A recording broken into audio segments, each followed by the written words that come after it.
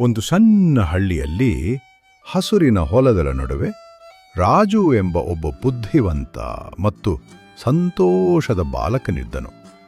ಅವನ ಮುಖದಲ್ಲಿ ಯಾವಾಗಲೂ ನಗು ಇರುತ್ತಿತ್ತು. ಪ್ರತಿದಿನವೂ ಅವನು ಒಂದು ಮಾತು ಹೇಳಿಕೊಳ್ಳುತ್ತಿದ್ದನು, ಇವತ್ತಿನ ದಿನ ಚೆನ್ನಾಗಿರುತ್ತೆ ಎಂದು.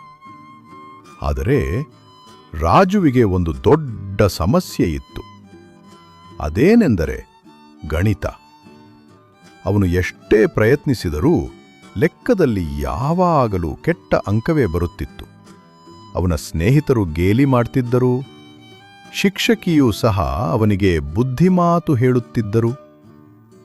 ಒಂದು ದಿನ ರಾಜು ಮತ್ತೆ ಕಡಿಮೆ ಅಂಕವನ್ನು ಪಡೆದು ಮನೆಗೆ ಬಂದ. ಅವನ ಮುಖದಲ್ಲಿ ಬೇಸರ ಇತ್ತು. ಅವನು ಅವರ ತಂದೆಗೆ, ಅಪ್ಪ, ನಾನು ಎಂದಿಗೂ ಗಣಿತ ಕಲಿಯಲಾರೆ ಅಂತ ಅನಿಸ್ತಾ ಇದೆ ಎಂದ. ಅಪ್ಪ ನಗುತ್ತಾ ಕೇಳಿದರು, ಒಂದು ಗಿಡ ಬೆಳೆಯಲು ಏನು ಬೇಕು ರಾಜು? ಅದಕ್ಕೆ ರಾಜು, ನೀರು, ಸೂರ್ಯನ ಬೆಳಕು ಮತ್ತು ಪ್ರೀತಿಯಿಂದ ನೋಡಿಕೊಳ್ಳುವುದು ಎಂದು ಹೇಳಿದನು. ಅದಕ್ಕೆ ಅವರ ತಂದೆ, ಅದನ್ನೇ ನಾನು ಹೇಳ್ತಿರೋದು. ನಿನ್ನ ಮೆದುಳಿಗೂ ಬೆಳೆಯಲು ನಂಬಿಕೆ, ಅಭ್ಯಾಸ ಮತ್ತು ಧನಾತ್ಮಕ ಚಿಂತನೆ ಬೇಕು ಎಂದು ಹೇಳಿದರು. ನಿನ್ನ ಮನಸ್ಸಿನಲ್ಲಿ ನೀನು ನಾನು ಗಣಿತ ಕಲಿಯುತ್ತೇನೆ ಎಂಬ ನಂಬಿಕೆ ಇರಬೇಕು. ಅದಕ್ಕೆ ಅಭ್ಯಾಸ ಮಾಡಬೇಕು ಎಂದು ಹೇಳಿದರು. ರಾಜು ತಲೆ ಕುಣಿಸಿ ಪ್ರಯತ್ನಿಸುತ್ತೇನೆ ಅಂತ ನಕ್ಕ.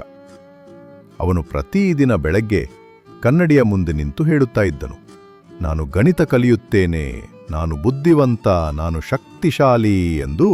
ಅವನು ಪ್ರತಿದಿನ ಸ್ವಲ್ಪ ಸ್ವಲ್ಪ ಅಭ್ಯಾಸ ಮಾಡುವುದನ್ನು ಆರಂಭಿಸಿದ. ನಿಧಾನವಾಗಿ ಅವನಲ್ಲಿ ಬದಲಾವಣೆಗಳು ಆಗ್ತಾ ಹೋದವು. ಗಣಿತದಲ್ಲಿ ಕೂಡ ಅಂಕಗಳು ಚೆನ್ನಾಗಿ ಬರ್ತಾ ಇತ್ತು.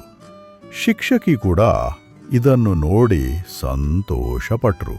ಸ್ನೇಹಿತರು ಸಹ ಅವನನ್ನು ಗೇಲಿ ಮಾಡೋದು ನಿಲ್ಲಿಸಿದರು. ಒಂದು ದಿನ ಅವನಿಗೆ ತರಗತಿಯಲ್ಲೇ ಹೆಚ್ಚಿನ ಅಂಕ ದೊರಕಿತು. ಎಲ್ಲರೂ ತರಗತಿಯಲ್ಲಿ ಅವನಿಗೋಸ್ಕರ ಚಪ್ಪಳ್ಳೆಯನ್ನು ನೀಡಿದರು. ಆದರೆ ರಾಜು ಮಾತ್ರ ಚಿಕ್ಕದಾಗಿ ನಗುತ್ತಾ ಅವನ ಮನಸ್ಸಿನಲ್ಲಿ, ನೋಡಿ, ನಾನು ಹೇಳಿದಾಗೆ ನಾನು ಗಣಿತ ಕಲ್ತ್ಬಿಟ್ಟೆ ಅಂತ. ಮಾರಲ್ ಆಫ್ ದ ಸ್ಟೋರಿ: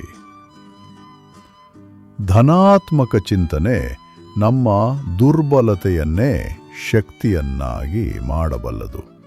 ಯಾವಾಗಲೂ ನಿಮ್ಮ ಮೇಲೆ ನಂಬಿಕೆ ಇಡಿ.